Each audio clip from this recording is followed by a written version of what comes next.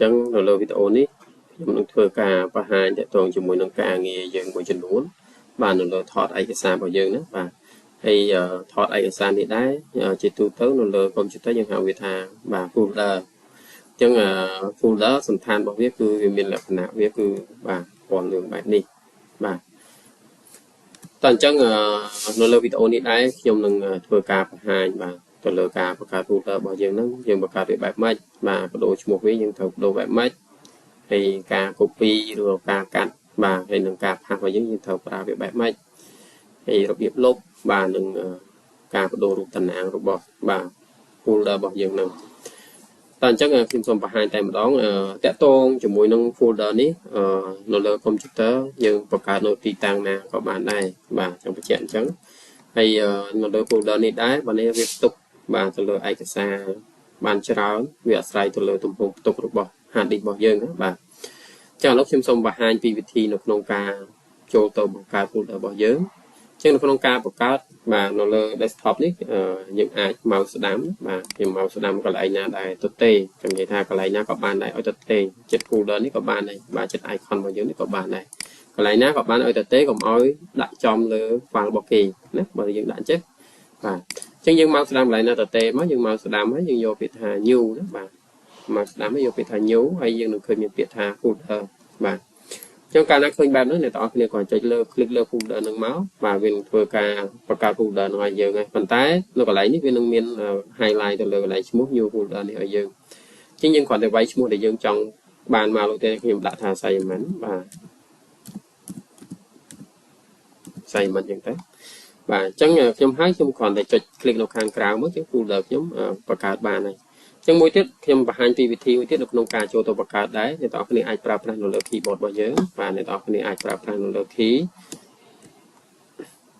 បាទ control shift បាទជាមួយនឹងអក្សរ n នេះបាទអ្នកទាំងអស់គ្នាប្រើ control ចុច control shift នៅលើ keyboard របស់យើង control shift ឬក៏ shift control ហ្នឹងហើយអក្សរ n នៅក្នុងការប្រើប្រាស់នៅលើ shortcut key អ្នកទាំងអស់គ្នាត្រូវប្រើបាទ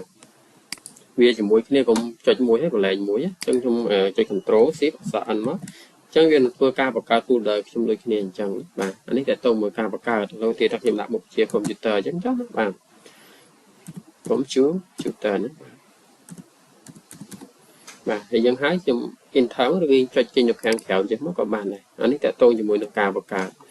ហើយ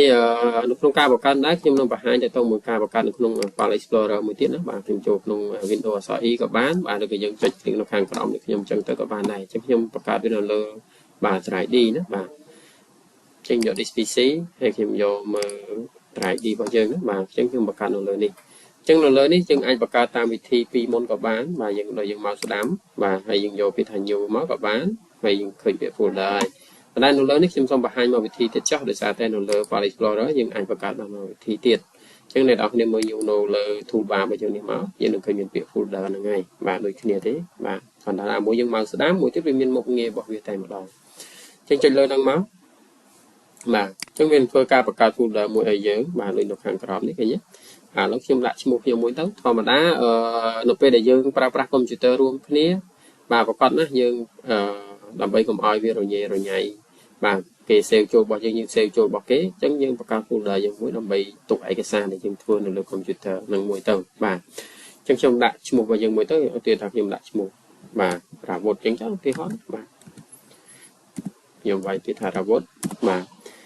ពេលយើងហើយយើងបាទ click ខាងក្រៅមកអញ្ចឹង folder យើងបង្កើតបានអញ្ចឹងយើង refresh វាមួយទៅដើម្បីឲ្យវាបាទឡើងមកលើវិញបាទអញ្ចឹងរបស់យើង folder យើងបានបង្កើតបានហើយ folder របស់យើងមួយឈ្មោះថាបាទ Ravot ណាបាទអញ្ចឹងអានេះតកតងជាមួយនឹងការបង្កើតហើយខ្ញុំគិតថាអ្នកនរគ្នានឹងតន់បាទពីរបៀបនៅក្នុងការបង្កើត folder ហ្នឹងតើជាហេតុមួយទៀតខ្ញុំនឹងបង្ហាញបាទពីរបៀបនៅក្នុងការផ្លាស់ប្ដូរឈ្មោះអញ្ចឹងនៅក្នុងការបដូរឈ្មោះ folder របស់យើងមានន័យថាបើយើងចង់កែឈ្មោះវាយើងត្រូវធ្វើម៉េចហើយអានេះដោយសារតែយើងបង្កើត folder អត់មាន file អីក្នុងហ្នឹងណាបាទអញ្ចឹងសម្រាប់ការកែឈ្មោះឧទាហរណ៍ថាខ្ញុំចង់បានឈ្មោះអក្សរ A នេះអក្សរធំវិញខ្ញុំត្រូវធ្វើម៉េចដើម្បីចូលទៅកែបានអញ្ចឹងអ្នកនរគ្នាគ្រាន់តែមកស្ដាំលើហ្នឹងទៅបាទហើយយើងយកពាក្យថា rename មកអញ្ចឹងយើងអាចកែបានហើយនៅក្នុងការកែសូមបញ្ជាក់ទីបើកាលណាវាជាប់ select ចេះបើកាលណាអ្នកនរគ្នាវាយអក្សរចូលវានឹងបាត់អក្សរទាំងអស់ហ្នឹងហើយបើយើងចង់កែអក្សរ A សូមចុចផ្ដាច់ select សិនចាំយើងលុបអក្សរ A ចោលចាំយើង bài so e thông châu đấy chạy cái càng khéo mới chúng mua bao nhiêu viên vừa cả lạc đồ và nên đã tông một cả đồ mua và thi tiết này đó nên còn tại chạy lại lơ vía và mùi hái chạy mùi tiệt má mà chạy tay một click tiệt má chân viên vừa cả dương đôi dương màu đám mới vô thì nè mình chân đôi kia đó bạn vị thi phí nữa này đó nên ra mùi nào các bạn này ta chỉ nói mùi tiết cứ chạy tông chỉ mùi nâng ca copy và hay nâng ca khăn đó bạn hay nâng ca pha chắc là sầm đáp ca copy lâu tiên thắc xem trong copy folder xài mình muối cho ta đặt nó không folder nó là trái tí nó không folder robot mình đó bạn chắc trong mà mouse làm lên nâng mất nhiều việc thả copy rồi có dương pra nó là keyboard và dương pra control c của bạn này bạn và dương check tới dương pra control c đây là lâu khi mà hai thòm đạn bạn nhiều mouse làm cho copy cho nên bây giờ copy như rồi thì tăng folder và dương mình nhé bạn dùng và cả mình nó là bà trái đi ní mà dùng bảo về má hay dùng mà folder bao giờ mới mua ra một nè chẳng như tập bao folder ra một nữa mà làm vậy báo những ai double click đó mà về vì đó mà cho mình vừa cả bao và folder là ngay trên trong hàng với dừng trong là do mình đặt nó to tại dựng bao folder nó xanh đấy trên những mau nam nó có máu các bạn đấy hay dừng vô việt hà và pha nó lớn nó có bán được dân mơ nó lơ thu ba bao giờ nó hàng lớn nó có viên miền việt hà pha này cả này những copy viên miền việt pha nó lớn nó kèm đòn chạy lớn nó tất các bạn này chẳng nguyên thưa ca vô folder bao giờ nó vô một đại ta phải thi mới tiếp xem nó và hai chạy tôn chỉ mũi nó ca cạn một đó chẳng ca cắt và chúng phải ra đôi khi chẳng chúng ra anh ra nó lớn keyboard chúng ban cái này chúng ra control x nữa bà rồi có chúng ra nó lớn đấy chúng mouse đam mất nhưng vô việt thá và khăn và chạy lực khăn mất click là về muối cái này chạy lực khát chứ là folder để dựng thì mất sần than mới cứ là khả năng được priệpแบบนี้cái này chúng ra một nghĩa khăn đó về copy cả copy tại chân những chỗ tập nông file explorer những đảo đó và những chạy khi Windows sở ý và ở dân thợ mơ tại đi vào dân mất và nhưng mơ tại đi vào giới và chạy drop mất vì nhồn volume đi vào dân đi và chạy lên năng mất chân những ba mơ nó không vui là bao giờ mới rào vốn này và ba cái mất double click đó đừng có dân mau sẽ của bạn này rồi open mất của bạn này và những chạy phải inter của bạn ấy nó về những chắc phải mình là các bạn này những phá những phải lên thì tại đại nữa và chạy lời nó các bạn đừng có dân và máu sẽ với pha cho các bạn này và môi na các bạn này toàn cho những bạn folder những màu pi ta với để trong và hai cái này nhớ cứ nó hàng lớn để những khơi mơ folder để trong bậc cả đặt computer mình nhé và cứ bản bạt hỏi vì lời desktop bao giờ này chẳng bên đây tha ca pra copy cứ folder đam bao giờ viên đâu để xa đầu tiên tăng đam những môi tờ đại và tại bây giờ pra khác chẳng vì do thì tăng mà đây giờ đồ pi cái lấy mũi tôi cái lấy mũi cả nào pra khác ta lúc xem đồ mình cho mũi đáy đó tập tại tôi mũi ca lúc và nhưng trong lục folder tiền ta xem copy tại khi mặt trong viên nó lớn thì tiết đây trong lục về nhưng thôi thử mạnh cho nên đó cái này ai pra và mouse đam máu thì nhưng mình khơi mình tiệm mất việc delete tại một đòn đấy nhưng khơi delete đi và rồi một tiết này đó cái này ai pra nó lục keyboard bàn được kia và nhưng mà nó lục keyboard nhưng mình khơi mình tiệm khi mối khi và delete đó mà nhịp khi mới đi và cho nên là bờ sân trên nó là desktop với việc nào là bạn nội chu hàng lời này và còn tại bây giờ nó là bà computer desktop trong về miền khi delete đi môi nữa và toàn chắc tệ tôn chỉ môi nâng ca lúc ọt vào bãi nữa và chẳng những màu sẽ làm bao giờ delete mà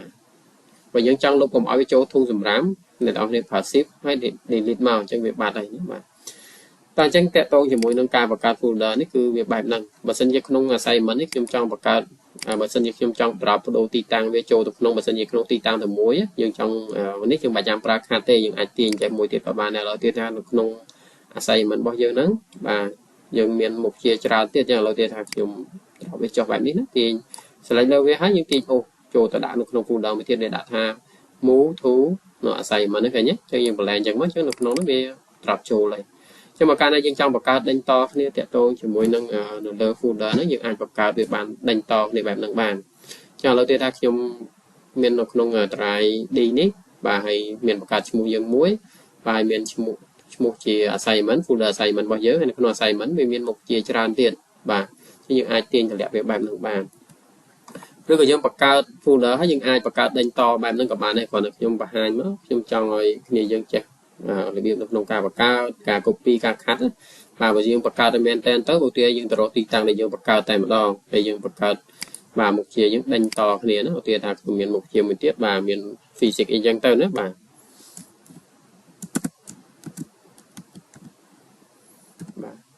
មាន physics អីចឹងមាន math អីចឹងឧទាហរណ៍ណាបាទយើងគ្រាន់តែបង្កើតវាដេញតគ្នាចឹងទៅ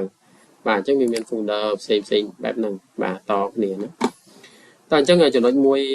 ទៀតគឺតកតងជាមួយនឹងបាទការផ្លាស់ប្ដូរបាទ icon ណាអញ្ចឹងយើងចេះបង្កើតបាទចេះ copy ចេះ cut ចេះ paste បាទហើយចេះលុបហើយចេះបដូរឈ្មោះបាទឥឡូវខ្ញុំមកបង្ហាញមួយទៀតតកតងជាមួយនឹងការបដូរ icon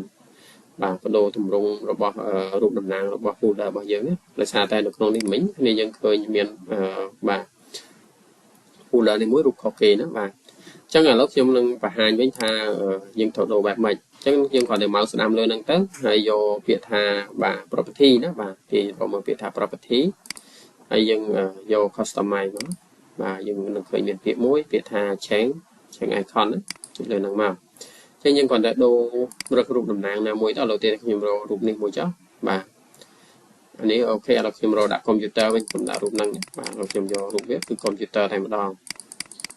ខ្ញុំស្ដាប់ទៀតមកបាទនេះរូបកុំព្យូទ័រណាបាទហើយយើងអូខេមកចឹងនៅក្រោមនេះយើងអាច apply វាមើលមួយសិនថាតើវាឲ្យអត់ណានេះរូបរបស់យើងគឺបែបនេះបាទចឹងយើងអូខេមកចឹងរូបយើងជាប់បែបហ្នឹងហើយឥឡូវទៀតតែតទៅមួយ physics ណាយើងធ្វើដូចគ្នាមិញដូចគ្នាមកបាទយកពាក្យថា property បាទបន្តទៅទៀតយើងយក customize ទៅដែរបាទហើយយើងយក change icon មកបាទអានេះខ្ញុំដាក់រូបនឹងសិនណាបាទគ្នាយើងចង់ប្រើប្រាស់រូបមិនប្រើទៅអ្នកនរគ្នាអាចធ្វើការជ្រើសរើសអញ្ចឹងយើងបាទយកពាក្យថា apply មកយើងឃើញ icon របស់យើងនេះវាដូរណាបាទហើយយើងអូខេមកចឹងនេះតកតងជាមួយ folder របស់យើងអាចធ្វើការផ្លាស់ប្ដូរបែបហ្នឹងហើយនៅក្នុងនេះដែរបើសិនជាយើងចង់ធ្វើការផ្លាស់ប្ដូរឈ្មោះ folder ថាវុធនេះក៏បានដែរណាយើងអាចធ្វើការផ្លាស់ប្ដូរបានដូចគ្នាអញ្ចឹងអត់ខុសគ្នាទេបាទចូលបានរូបបែបម៉េចបាទដាក់វាទៅណាបាទយើង apply វាមើលផងហ្នឹងតែវាអត់ឲ្យបាទនេះវាអត់ឲ្យយើងបាទចឹងឥឡូវយើងទៅមើលកែរូបផ្សេងវិញទៅវាឲ្យអត់បាទបាទដោយសាររូបខ្លះពេល apply ទៅវាអត់ឲ្យយើងបាទឥឡូវយើងអូខេមកបាទអានេះវាជាប់បើយើងមើលបើកវាទៅតាមពិតវាជាប់ឈ្មោះនឹងនេះរូបនឹងឲ្យយើងតែនៅពេលដែលយើងនេះទៅប្រហែលជាវាអាច error បាទយើងមើលទៅនៅក្នុងនោះមាន assignment ចឹងនៅក្នុងនេះមានរូបរបស់យើងតំណាងផ្សេងទៀតចឹងទៅបាទអរគុណចឹងនៅលើវីដេអូនេះខ្ញុំមានប៉ុណ្ណឹងបង្ហាញហើយសង្ឃឹមថាអ្នកទាំងអស់គ្នានឹងទទួលបានបាទនៅចំណេះទាក់ទងជាមួយនឹងការបង្កើត folder នឹងហើយកុំភ្លេចជួយចែករំលែកវីដេអូនេះទៅគ្នាយើងបន្តផងសម្រាប់អ្នកដែលគាត់ទៅតែបាទសិក្សាទៅលើកុំព្យូទ័រនេះបាទអញ្ចឹងជួបគ្នានៅលើវីដេអូក្រោយៗទៀតបាទអរគុណ